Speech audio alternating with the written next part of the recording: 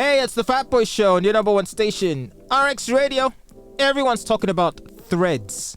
Or are they? They were for a minute. Now it's like all the excitement has died down. Mr. Daniel O'Mara, do you have a Threads account? No. But you do have an Instagram account. I do have an Instagram account. So by default, do you have a thread? You know, the face Meta of Zuckerberg has been bragging about how they had 100 million new registered users within like 2 days or something, and everyone's like, shut up. Essentially, it's an extension of Instagram, so you can't act as if it's just a standalone new app that attracted that much interest. Yeah. And also Instagram has what, 3 billion? 1 billion. 1 billion, right? Users, yeah. 1 billion users. So this is over how many years? Right. And so they just overnight simply harvested 1% of Instagram's users. Yeah, pretty much. Or 10% rather. 10%, and they can't. It's harder to retain than it is to acquire, because people are going to jump on, feel like, okay, this is more of the same. Or there's a dominant class here, because I heard it's really rainbow friendly. Super rainbow friendly. Super rainbow friendly, which I think is great for the rainbow community. Well, Twitter is also, if by friendly we mean it's a free platform for everyone. I think if you were to ask an LGBT person or ally, they would say that just expressing opinions about it in and of itself makes the platform unfriendly. So Twitter, there will be a lot of, Twitter is the Wild West. People say nice things and people say bad things. Yeah. With Threads, though, it seems to be insulated from the bad things for now. The kinds of things that the activist types, the LGBT, would say is bad, which is it could range anywhere from an honest conversation of the issues or just sort of outright bigotry. But you see, on Twitter, it's all fair game, which for me, I prefer more. It suits my personality more for a platform to be all-encompassing and all viewpoints welcome. And you give your take and you move on with life. Because I can guarantee you, if Threads is that safe, it's going to be boring very soon. Very boring. Humanity does not enjoy the lack of violence. There has to be something instigating something. It's just in our nature as human beings.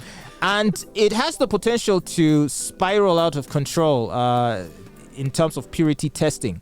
There have been other platforms that sort of liberal-minded people have migrated to or promised to migrate to ever since Elon Musk took over Twitter. One famous one is called Mastodon. So people went there saying, screw Twitter. Twitter is hate speech, Nazis, what. So all the liberals flocked to Mastodon. And what ended up happening is, first of all, it became like an echo chamber. A liberal echo chamber. Liberal echo chamber. And there are also right-wing echo chambers, social media apps that resemble Twitter that were created during Twitter's more censorious regime under the previous ownership. So you've got Gab, you've got Parler, you've got Trump's thing, Truth Social, and I've tried all these platforms and they're super boring. You actually went. Props to you for trying. I'm not going to lie. Because it's all everyone just agreeing on the same thing. I have trouble handling 3 social media platforms. I'm on Twitter, Instagram, and Facebook. TikTok is a hassle for me. Like, I struggle with 3 platforms. So anything more, now I have to get on Threads and figure it out. Like, I remember when I first got on Twitter back when, 2012, I used to put a space between the @ and the handle. So it was really weird. So it took you a while to figure out how to... Twitter back then was like MS-DOS of social media. Like, you know how Facebook was like, oh yeah, Windows XP, right? But revolutionary. Twitter was like, yeah, now I have to type code. For me, what I hate about the platforms is that the platforms have essentially become our owners. It almost feels like we work for the platforms. Which we do. So, for example, we can be here like, oh, we're doing the show, it's the Fatboy Show, this and that, the other. But the amount of time we invest in repurposing this content for social media through discussing some of the topics, the posts, posting the videos, and all this kind of stuff. And yet, this is content used to drive traffic to those platforms, which they monetize and make money of which we get nothing. So it almost feels like they employ us to create content, and not just us as sort of like in this case a radio station, but even as an individual. The amount of time you spend engaging with your audience, trying to be interesting, having discussions, is all in their service. They benefit a lot, and they're making a killing off of it. And so and I feel like social media has effectively killed media. News media, for example. Citizen journalism has taken over. Right. And the problem is it doesn't necessarily have to be true, it just has to be sensational. When was the last time you purchased a printed newspaper?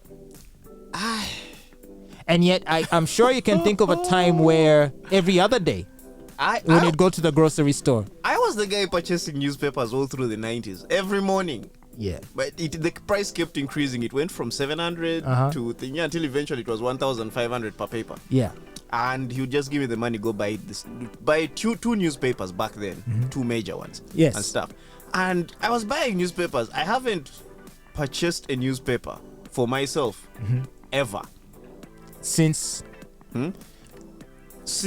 I used to buy them for my dad, and I can't remember when that was. Oh, really? That was the 90s. And then in like through the 2000s, I never, when I left home, I never bought a newspaper. So the way I consume news is I just look at headlines. So I'll go to my home feed on Facebook or Twitter, and the news feed will usually include a caption or like a headline and maybe just some descriptive sentences to give you enough of a gist of what's going on. So and so assassinated yesterday at 7 p.m. Murderer not found, investigations going on. So like all these bite-sized streams of information being released by these various media houses makes me not even need to purchase a newspaper, let alone watch their channels. And it's hard for you to wait because they have a program schedule, right? Yes. Which the average citizen doesn't. Like, I could post anytime. You could. But the TV station has to either break their schedule with breaking news, yes, or wait until 7, 9, or like whatever and even time so, it is. Even so, it will still be several minutes after it's already gone viral. Yes, because they need to prep it for TV. So social media has overtaken things. I worked on TV, and TV actually takes a lot. Yeah, it does. You have to bring the news, they analyze it, they break it down, you give it to the editor to separate the footage, the scripting person to write the report and all that. It's a lot of work. It is. Citizen journalism is, oh crap, this place is on fire, look at this, my goodness. There you go. My shoes are melting. Like, that's it. So, and seeing as now Threads has added itself on this list of platforms for us to spend time on, of course the debate now is it going to kill Twitter? Do you think Threads is going to kill Twitter? I think Twitter is unkillable. You think the critical mass that it's built is now too big to be surpassed? Look at what happened to MySpace. MySpace was before people figured out social media, to be fair. MySpace was a long time ago. MySpace was like the pioneer of what not to do when you're a social media platform. Right. Because they got schooled by everyone else. I think Twitter has survived long enough to have become its own thing regardless of the management and ownership. Of course, Elon Musk being in charge has pulled a lot more, right-wing conservatives back to Twitter because of the freedom of speech thing. Yeah. I don't think Threads is going to demolish Twitter. Because imagine if you're dealing with certain restrictions on Facebook.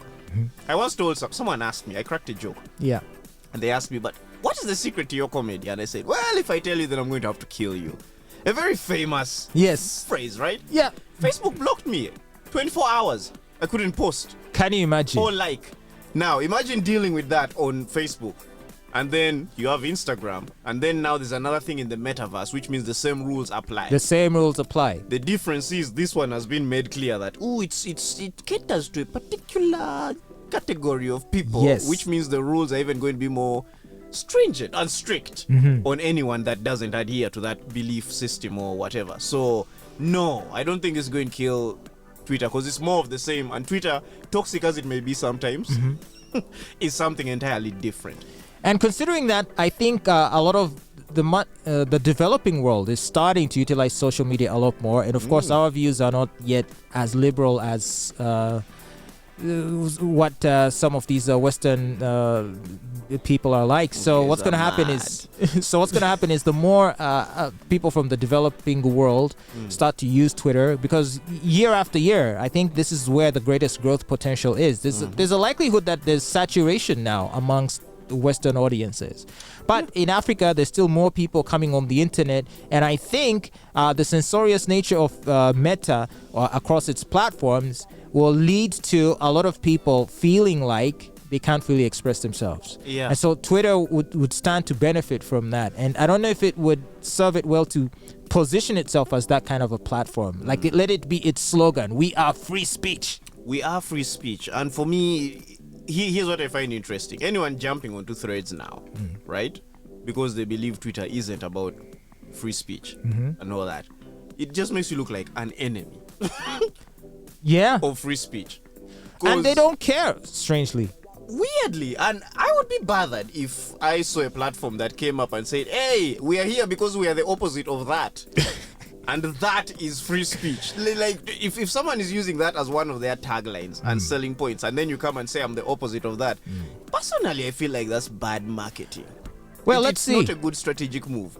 Let's see what happens. But one of the interesting things to come out of this, I saw memes about social media managers lamenting the fact that now they have yet another platform to curate posts on. And I feel like, like as a public figure and a media personality and a station proprietor, where I feel like we have to try and have a footprint in different spaces, it's more work for us now. I feel like it's more like longer hours in the night spent trying to develop an audience there, because if you don't, if the platform kicks off and becomes the next big thing, you don't want to be the guy who missed the boat. And I feel that way about Twitter, because Twitter, I've only just started using Twitter, and because I didn't care about it. And yet I literally ignored my Twitter account, and I think so by the time I got fired from my previous employment, I think I had like 15,000 or 12,000 followers, something like that. I really had done nothing to build engagement or nothing. Which if I had and put in the work, I think I would have amassed hundreds of thousands by now. So I had to start doing the work late, which if I had known this would be the outcome, I might have started earlier. And so can you imagine saying, oh, well, who cares about Threads? I don't have time. And then Threads is the next big thing. And you're not there. Look, me personally, I may not FOMO, join Threads. man, FOMO. No, I get. Personally, I may not join Threads, but I want you to. Because, I really want you to. You as Fatboy. Why? I want to see. I'm sure Sheila Gashumba is there. And I want these fights to continue. I don't want to miss out on any platform. I'll go find you guys on Facebook, Twitter, Instagram, TikTok. I want you guys to go fight on LinkedIn. Everywhere. All over the place, the violence is beautiful. Wow, the multiverse of madness. You want us to fight in every realm. In every metaverse. All right, well, tell us, which one is your most addictive social media platform out of the ones we've mentioned, or perhaps we didn't even include some, but what's your preferred one? Let us know, and do keep listening to The Fatboy Show on RX Radio.